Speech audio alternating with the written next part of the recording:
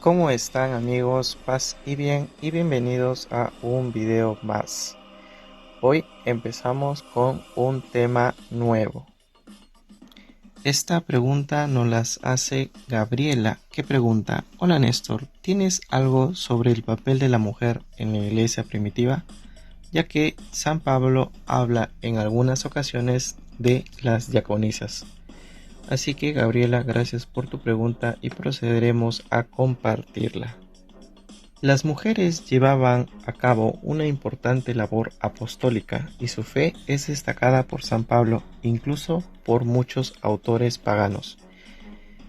Cabe destacar las numerosas menciones de San Pablo que hace en sus cartas a diversas mujeres, citando incluso sus nombres, para destacar su esfuerzo, su protagonismo y su importancia en la labor de la predicación del Evangelio, o agradecerles algún servicio prestado a él o a la comunidad.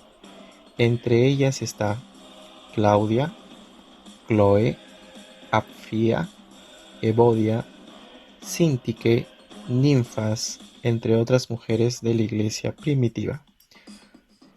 Al ser preguntado por la cuestión del papel de las mujeres en el cristianismo primitivo, el profesor Domingo Ramos explica lo siguiente: se puede decir que el trabajo apostólico de las mujeres en la antigüedad, sobre todo en la iglesia cristiana, tuvo una importancia muy extraordinaria.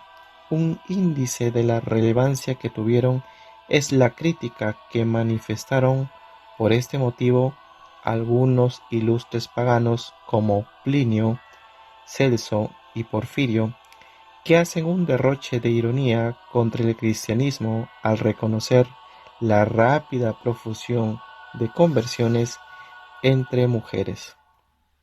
Desde los orígenes cristianos, la mujer desempeña un papel insustituible en la difusión evangélica. Un ejemplo podía ser la de Priscila, que evangeliza a Apolo, según nos narra Hechos de los Apóstoles capítulo 18, versículo 26. Clemente de Alejandría describe el papel de estas cristianas que ayudaban a los primeros apóstoles y que son las únicas que pueden entrar en los gineceos.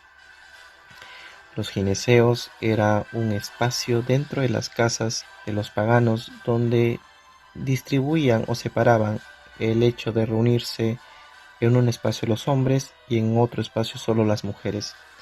En este espacio, que era solo por las mujeres, era llamado el gineceos. Por lo tanto, solo las mujeres que eran bautizadas podían ingresar y poder predicar a otras mujeres.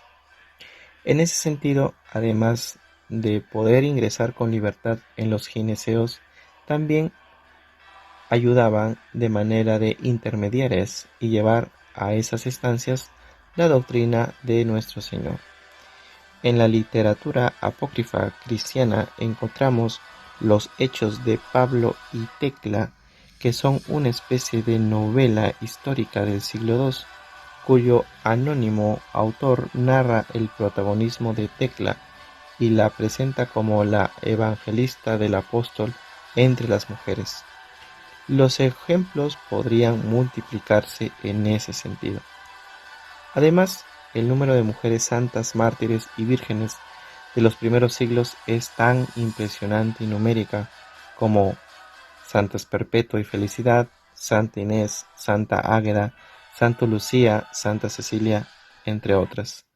Todo ello sin olvidar a tantas mujeres desconocidas, como el caso de muchas viudas que desde los tiempos apostólicos formaban un orden y atendían a los ministerios con mujeres. ¿Y qué podemos decir sobre las diaconisas? Ciertamente San Pablo cita a Febe, diaconisa de la iglesia de Cencreas, y esto ha dado pie a que se dé la posibilidad de que nuevamente se pueda incluir a la diaconisa en la iglesia. Sobre el diaconado femenino hay un modo de concebirlo, no con la misma visión del diaconado masculino actual. ¿Y por qué? Ciertamente la jerarquía de la Iglesia, así como los dogmas, la liturgia e incluso los sacramentos, con el tiempo fueron robusteciéndose de contenido. Por ejemplo, en algunas zonas de Oriente, ciertas comunidades cristianas tenían hasta 9 sacramentos. Con el pasar del tiempo, la Iglesia ha unificado los sacramentos, introduciendo los adicionales dentro de los 7 que ahora conocemos. De igual manera, el diaconado masculino se fue desarrollando con el tiempo. La palabra diácono significa el que sirve, el que hace actividades de servicio, de hogar, de mesa, el que ayuda, el que hace labores domésticas. En ese sentido, muy probablemente la configuración o su relación del diaconado con la vida del servicio sacerdotal, es decir, el convertirse en presbítero, recién se estaba configurando. Es por ello que en Hechos de los Apóstoles son los diáconos los que se dedican al servicio de la ayuda a las viudas, a las personas más indigentes de la Iglesia, entre otras actividades complementarias de sostenimiento social para la Iglesia.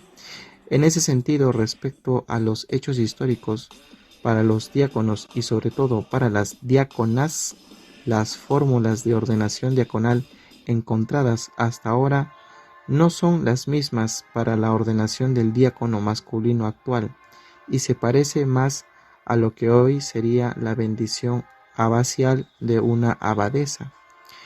En otros documentos se describe a las diáconas que sí ayudaban, por ejemplo, en la liturgia. Lo vemos en el bautismo, que eran las de inmersión, cuando se bautizaba a una mujer. La diaconisa ayudaba también en la unción en el cuerpo de la mujer, es decir, también en actos fúnebres. Luego salió un documento en el que se veía que las diaconisas eran llamadas por el obispo cuando había una disputa matrimonial para la nulidad o la separación. Cuando la mujer acusaba al marido de golpes, llamaban a las diáconas para que éstas vieran el cuerpo y así testimonien en el juicio.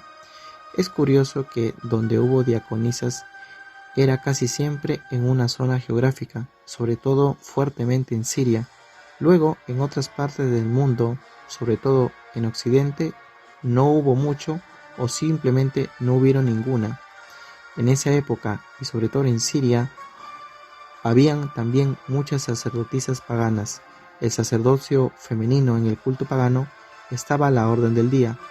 Muy probablemente las mujeres paganas, al convertirse al cristianismo, deseaban ayudar fervientemente también en el culto, no como celebrantes, sino más bien en otras actividades de servicio dentro del culto cristiano.